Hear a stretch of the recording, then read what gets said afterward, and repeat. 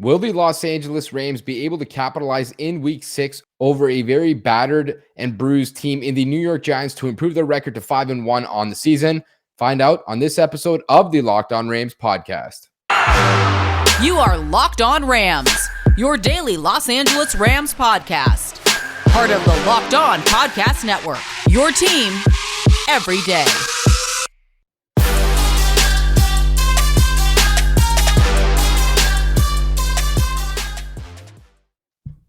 Rams Nation, how's it going? As always, it is your boy, your host, Sosa Kremenjas. I'm a fantasy analyst at PFF and your host here at the Locked On Rams podcast, your number one daily podcast covering the Los Angeles Rams and part of the Locked On Podcast Network. This is your Thursday crossover episode here at the Locked On Rams podcast.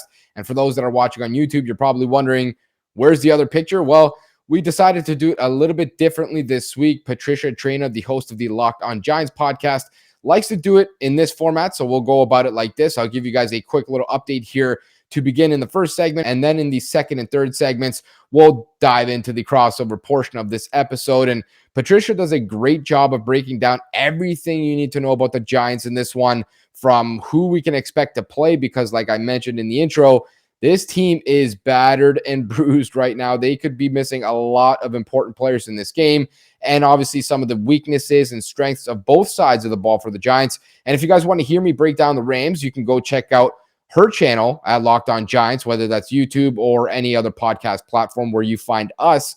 And you can hear me talk about the Rams there, where, I'm going to answer all the in-depth questions on that podcast. So to begin quickly, I just wanted to give you guys maybe a quick update in terms of what to look out for in this game from our perspective, the Rams side. I know you guys are Rams listeners. You want to hear us talk about the Rams, but, it's also good to know about the opponent, which is why the second and third segments are going to be dedicated to that in what is going to be a good game here between the Rams and the Giants. Of course, they've played before. Last year they played. The Rams barely, narrowly escaped out with a victory. In terms of this contest here, bringing some of the numbers to the limelight, you look at the defense for the Giants, right? This is where the Rams are going to want to attack. Not that great. I mean, in terms of the numbers, they are subpar pretty much across the board. As a pass defense, they're allowing 17.6% of their passing plays to be explosive passing plays, which I want to say is passing plays of 15 plus yards. That is 23rd in the NFL. So quite a lot of those passing plays are of 15 plus yards. And that's obviously not good for a secondary that wants to be tighter in their coverage. And it's a very good thing for Matthew Stafford, the quarterback of the Los Angeles Rams, and some of those receivers, Cooper Kupp, Robert Woods, of course, Deshaun Jackson. Feels like this is a game where the Rams are really going to be able to find a lot of explosive plays. I genuinely think that's going to be the case in this one. So you got to like where they match up and how they match up there. And then you move to the run defense component of the Giants. They might even be worse here. I mean, in terms of the yards per carry allowed, 4.7 right now. That is 28th in the NFL. That is obviously just a terrible metric. You cannot be that bad of a run defense and expect to win football games. I mean, teams could literally just run all over you as much as they want and basically walk out of there with a victory. And I don't mean to make it sound too easy, but I'm just saying, if you can't stop the run, really, how are you going to limit teams and put them behind the chains and in longer down and distances to make it more difficult to try and convert those chains and stay on the field? For the Rams, we know that they don't love to run the ball a ton. Of course, Sean McVay is a guy that always goes back to the passing game at the end of the day. But at the end of the day here, both aspects of the Rams match up well here. They can run the ball effectively. They have two good running backs in Darrell, Henderson, and Sony Michel, who have been very productive this season. And they have a passing game to match that is maybe more explosive than any passing game in football right now. So I definitely feel concerned for the Giants, at least on the defensive side of the ball. Then you flip the page, the Giants offense versus the Rams defense. They've been pretty good in terms of certain metrics. I mean, you look at these sacks allowed. They've only allowed 8 on the season, which is double what the Rams have allowed, but 8 is not much. That's 5th best in the NFL. But there's a big question mark here. Is Daniel Jones going to be the quarterback? Is he going to be healthy? And if he is, then I think the Rams could have some issues bringing him down because he's a very mobile player. But if he's not out there, that means Mike Glennon is going to be out there, and he is literally the definition of a statue in the pocket. And I genuinely fear for his well-being if he is the quarterback, because they've allowed 95 pressures this season. That is 21st in the NFL. That is not good. The Rams have been very good at pressuring quarterbacks. They just haven't been very good at converting a lot of those pressures into sacks. But when you get a guy like Mike Glennon back there, it is going to be a lot easier than what they've seen over the past 2 weeks. You look at Kyler Murray, Russell Wilson, those might be the two most elusive quarterbacks in football, at least 2 out of the 3 or 4 when you look at guys like Lamar Jackson as well. Now Mike Glennon might be the guy back there. That is literally the complete opposite of what those guys are. That could spell a big, long day for that offense on the Giants, but also a productive one for that defensive line for the Rams, which is going to be interesting to see how this battle shakes out because their offensive line, the Giants, is also banged up. They might not have second-year player at left tackle Andrew Thomas in this game, and if they don't, it's only going to make that battle even tougher for them to guard when you look at guys like Aaron Donald, Leonard Floyd, some of the other names that have stepped up, Terrell Lewis. This unit looks very potent this season, not that great in terms of the numbers. You know, they're not top 3 or really even top 5 or top 10, but they've been productive and they've played some tough matchups and they've been good at limiting these guys. So I genuinely think that they have a good opportunity in this game, especially if it's Mike Glennon, to run up some of those numbers. Now, in terms of the prediction for this game, I do think the Rams are going to come out on top here. I think on Patricia's channel, I want to say I said the prediction would be 27-16 or 26-17, something around there, but I'm going to change my mind. I think the Rams are going to get a 30 burger here. I think it's going to be like 31-14 or 31-13 type of score line here. Of course, I don't know the injury updates, so I don't even know who's going to play for the Giants right now. I'm literally just basing this off of the idea that some of those guys are probably going to miss this game, but if they're fully healthy, maybe they score 17 or 20 points. If they're not fully healthy, I'm expecting something in that 13-17 range, probably towards the lower end. And I do think that the Rams will have a lot of success on the offensive side of the ball. In just a moment here, you guys can obviously stick around and we'll dive into the crossover portion of this episode. You guys can follow us on Twitter always at QB's MEP and at Locked On Rams and on YouTube at Locked On Rams. And I want to tell you quickly about one sponsor before we dive into that crossover. Rock Auto. You've heard me talk about them many times on this podcast. If you have a car, you've probably went to the garage. You've probably needed to order some part at some point, wait 7 to 10 business days, pay an outrageous price. Maybe your mechanic can't even find that part. You don't have to deal with these problems anymore. Just go check out rockauto.com. They're a family-owned business that's been serving auto parts customers online for 20 years. You heard me correctly. That's 2 decades, a long time. These people will take care of you. They've got every make and model that you can imagine. So if your car is brand new or 20 years old, they most likely got what you need regardless of what it is or what you want. If you're a person who likes to fix things yourself, or you're a professional and you're looking for reliably low prices, you should check out rockauto.com. Amazing selections, reliably low prices, all the parts your car will ever need. Visit rockauto.com and write Locked On in their How Did You Hear About Us section so they know that we sent you. And now we can dive into this crossover portion of this Thursday episode. Locked On Rams listeners, welcome back to the second segment here. We're now going to dive into this crossover Thursday episode and portion of this episode, of course. So I'm joined by Locked On Giants host Patricia Traina. It's going to be a good one here. We're going to get to break down the offense and defense for the Giants here.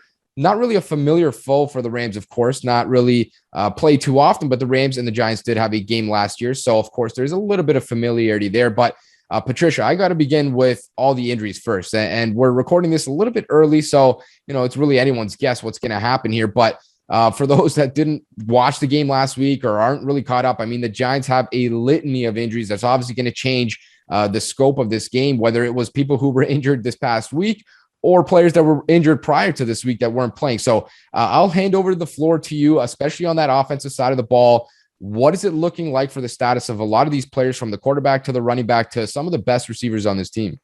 Yeah, it looks like a MASH unit. It's basically the way I can describe it. So the Giants will probably be without quarterback Daniel Jones, who is dealing with a concussion. He is in the protocol this week.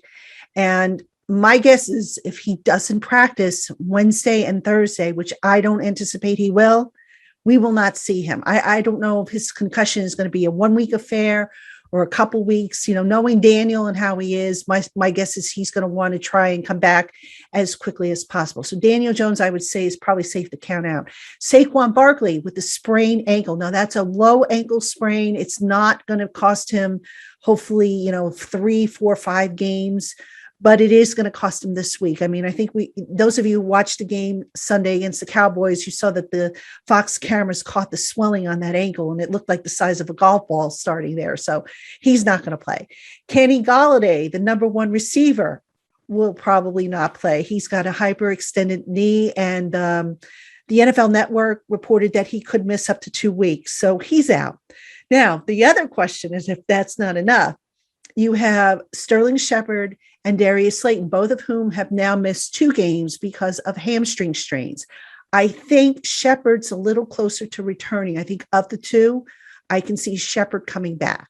And again, as we record this, we're recording this on a Tuesday. I haven't seen the injury report, but if Shepard can go limited on Wednesday and Thursday, I think he has a good chance of coming back. Slayton, I'm not so sure where he's at, so I don't want to venture a guess there. And then if that's not enough, hey, why not? Let's go to the offensive line. We've got injuries across the board here. Andrew Thomas, their stellar left tackle. He was active last week against the Cowboys, but did not get in the game. He was basically kept on the side as an emergency option. He is dealing with a foot ailment, and it was pretty clear if you watched him during pregame that foot was still bothering him. Now, we don't know if it's an ankle or what's going on exactly in that foot, but it was noticeable enough for him to have trouble with anchoring and just moving around. There was a noticeable limp. So the hope is he will be ready to go. But again, I think at this point, it's too soon for me to say yes or no on him. I have to see how he practices. But if they can get him limited on Wednesday, Thursday, I think he has a good chance of getting in there. If no other reason, on a rotational basis, getting him in there for some of the game is better than none of the game. Whereas last week, he just couldn't get in at all. Yeah, so I'll stay on that offensive line. I know, like you mentioned, he didn't play in this past game, and I do believe that they moved right tackle Nate Solder back to his old spot at left tackle. Is that sort of the plan if Andrew Thomas can't go in this game? Yeah, unfortunately it is. And here's the thing, Andrew Thomas has been playing so well this season that they haven't had a role help over there. He's basically been left alone on an island, done his thing, and any help that they normally give to the tackles, they've rolled over to Nate Solder's side. And the first 4 games, the Giants' offensive line has blocked pretty well, pass blocked pretty well. Last week, not so much so. Even though they didn't allow any sacks, Daniel Jones, when he was in there, never got comfortable because he had a guy in his face. Solder struggled. Matt Parrott didn't do too badly, but then again, the Cowboys were smart enough to put the better pass rushers, Randy Gregory, against Nate Solder with success. So the Giants finally had to put help over there in the form of chipping from running backs and tight ends. And they never got him comfortable in the pocket, Daniel Jones. And it just showed up in the passing game because it was out of sync. Yeah, and I have to move into the backfield now. Like you mentioned, Saquon Barkley, not going to play in this game. Of course, he's just a special type of player and weapon. But I think Devontae Booker is another player that a lot of people don't really maybe know about, but he's a solid player, and he's been a guy that's obviously been in the NFL for a while now. What does he bring to the table? And in terms of trying to replace Saquon Barkley, you never really able to do that, but how much can he do that in terms of this game? Yeah, Devontae Booker is acceptable. He's an every down back. He can do everything that you need him to: run, catch out of the backfield, pass pro. Is he a Saquon Barkley? No. You're not going to get this guy isolated on a linebacker and have him necessarily beat the linebacker. But he's a good between the tackle runner. I don't know that he has the same shiftiness of a Barkley. But if you're looking to maybe run between the tackles, you can try it.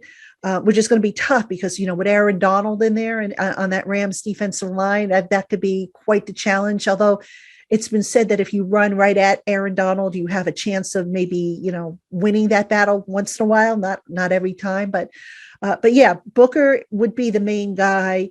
I could see them also maybe giving some snaps to Gary Brightwell, who's a rookie who runs well between the tackles, and Eli Penny, who's their fullback, but who has been taking snaps at halfback here and there and has been doing pretty well with that. So I think it'll be a by committee approach, same as it was last year when Barkley had the torn ACL.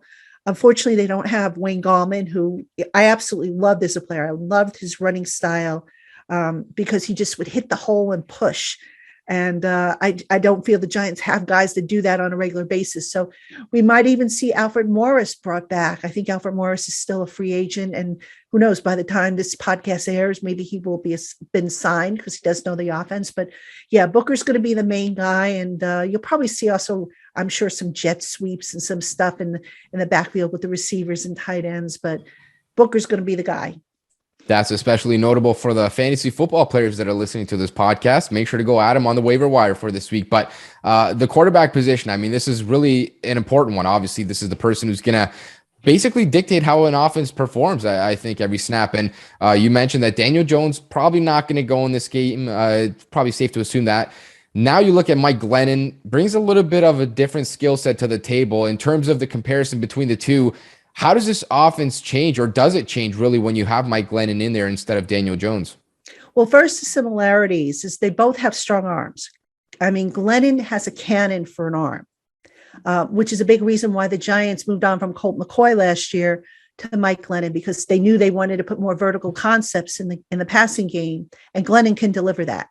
Where they lose out on, if you will, with Glennon is the mobility factor. So I don't think you'll see a lot of designed runs. I don't think you'll see very many RPOs. I just don't, I just don't see them moving Glennon out of the pocket unless they have to. You might see one here and there, but certainly not to the degree that you would see with Daniel Jones, who is a very good runner, very athletic, very mobile, and a guy who can get you the yardage. I think I could be wrong, but I think he was, up until last week at any rate, he was the leading rusher on the Giants in terms of rushing yardage. I don't know if he still is or not, but he was on his way to, he's definitely up there with Saquon. So yeah, Glennon doesn't really provide that aspect to the game, but if you're asking him to stay in the pocket, read the defenses, make sound decisions, he can do that for you. So can they survive with him? Yes, but they also better be careful with him, because if he gets hurt on a run or any kind of play, now what do they do? We're going to take a quick break here to tell you about our second sponsor for this episode. You guys have heard me talk about betonline.ag many times on this podcast. As an avid bettor myself, it makes the game a lot more fun. Of course, the Rams games are probably a little bit more exciting for you guys outright, but for all the other games, the Thursday night football, Sunday night football, Monday night football games, those one-game slates, this is going to spice it up, in my opinion, for you. Going to make those games a lot more interesting. BetOnline is your number one spot for all the pro and college football action this season. Head over to their website or use your mobile device to sign up today and receive your 100% welcome bonus on your first deposit. You guys have heard me and Brad talk about some of the bets that we place every week, some of the parlays we're trying to hit, and we have some success. Sometimes we don't win, sometimes we do. You guys can go check out BetOnline, because they're your fastest and safest way to bet on all your favorite sports, from football to basketball, all the way to horse racing and even boxing. These guys are going to have you covered. Don't wait, and take advantage of all your favorite sports right now while the great offers are still available for the 2021 season. BetOnline, your online sportsbook experts. Now we can return to this episode. Yeah, that would be a catastrophic scenario. Obviously, nobody wants to deal with the third quarterback on a roster, which most teams don't have. So I want to flip to the other side of the ball now, take a look at some of that defense, because I feel like this unit's very underrated. I like a lot of the players on this unit, and I want to begin up front with the defensive line.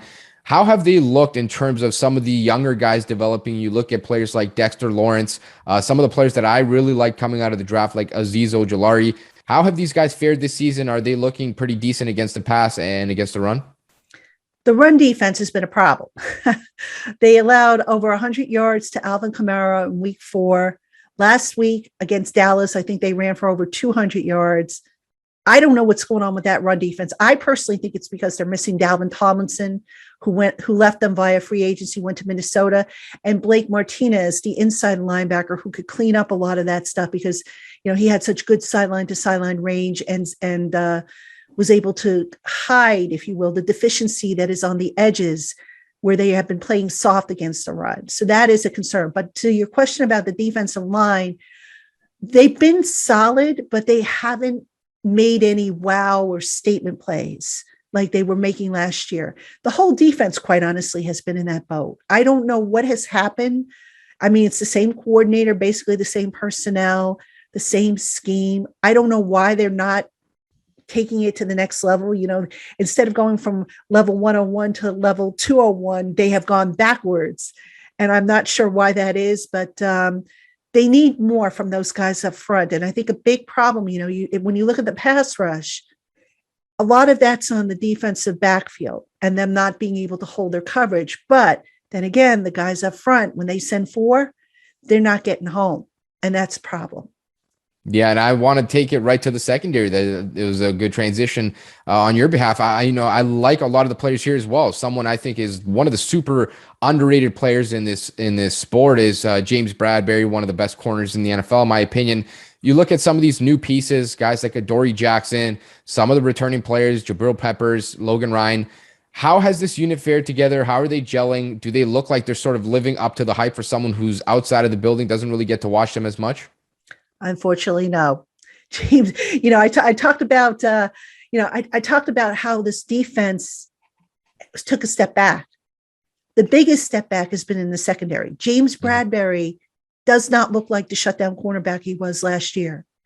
Okay, he's giving up long passes. He's giving up touchdowns. I think I saw a stat where he's now pretty close to giving up what he gave up all of last year, and it's only been 5 games.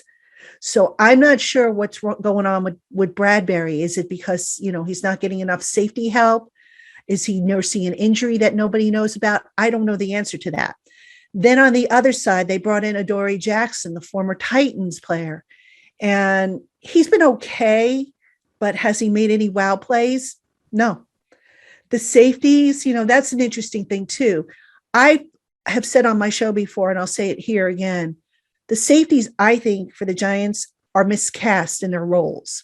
You have Jabril Peppers, who, by the way, is dealing with a hamstring strain. So I don't know if he's going to play this week, but you've had him play coverage more so than in the box in that star linebacker spot. And why you're having him play coverage, I don't understand that. When you have Xavier McKinney and Logan Ryan, 2 guys who are better equipped to play coverage. So I had proposed on one of my shows that the Giants maybe flip some of the roles around, have Jabril Peppers, if he's healthy, come in and play some of that box safety star linebacker type of role. Have Xavier McKinney, who's got the speed and the range, do the deep center field work, and Logan Ryan can maybe, go back and forth between coming up and dropping back.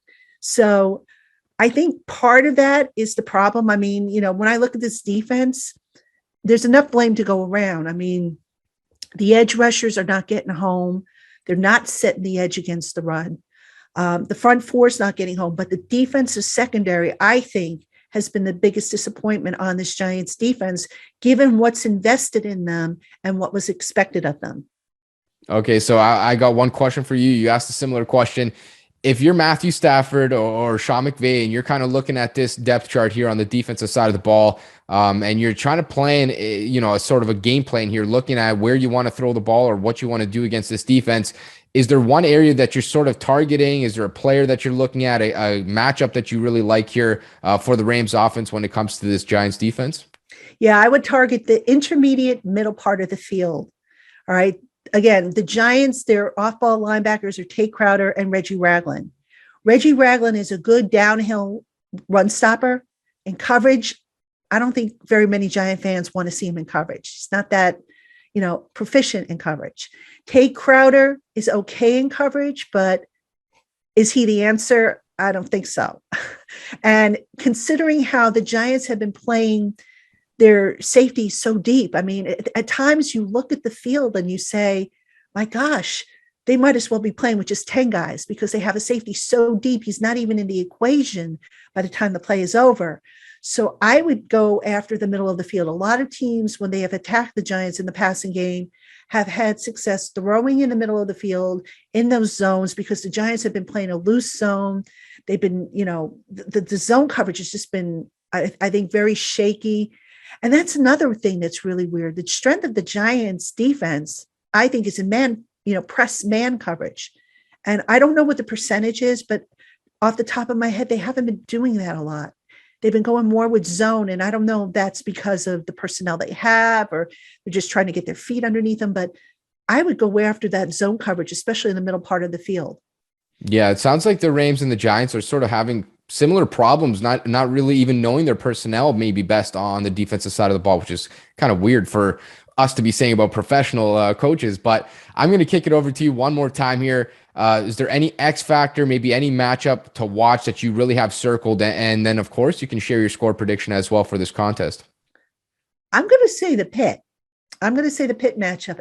And I don't know how often the Rams stunned, but the Giants have had struggles on their offensive line with picking up stunts and twists. And I think the Rams correct me if I'm wrong, I think the Rams do a fair amount of stunting. A lot. So the Giants now are on their umpteenth offensive line configuration. I mean, they're basically going to have a rotation now, it looks like, at left guard with Wes Martin and Matt Skura, which I, by the way, am totally against. We don't know what's going to happen. Is Andrew Thomas going to be able to play, or are they going to have a rotation going on at left tackle? God, I hope they don't do that. I mean, that would be disastrous. So I would say, yeah, the X factor is what goes down in the Pit.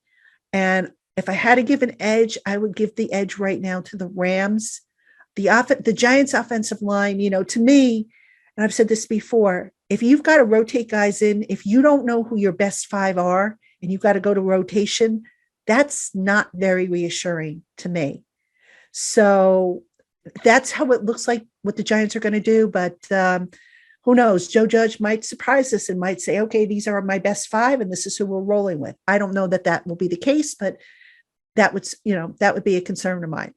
As for a score, I said this a couple weeks ago before the Saints game. I said I needed a reason to believe in the Giants to pick them to win any game. The Saints game gave me reason to believe that they could be competitive. The Cowboys game gave me basically dashed my reason to believe. Given the injuries, given the problems on defense and how they just don't seem to have any answers, I'm not feeling good about the Giants beating the Rams. I think, can they be competitive? Yes. Can they score points against the Rams? Yes. Will they score more than 20 points? I don't think so. If I had to take a guess for the Giants, I think they're going to score about 17 points, maybe. I think the Rams win this one. And gosh, I'm going to say maybe 28-17. Yeah, that's I think that was the exact same score I might have had. It was close for sure. It might have been like 27. So we're right in lockstep here with this prediction. So it's going to be an interesting game between two teams that don't face each other too often. Of course, they did play that game last year. So a little bit of familiarity, same coaching staffs for the most part, same head coaches, of course. So going to be fun to watch this intra-conference battle between the Rams and the Giants. Listeners, thank you guys so much for always making us your first daily listen here at the Locked On Rams podcast and the Locked On Giants podcast. Make sure to tune back in throughout the rest of the week. We're going to continue to cover the Rams and the Giants and give you guys all the updates you need to know about this contest. That is all for this episode. Thank you guys so much and enjoy this game.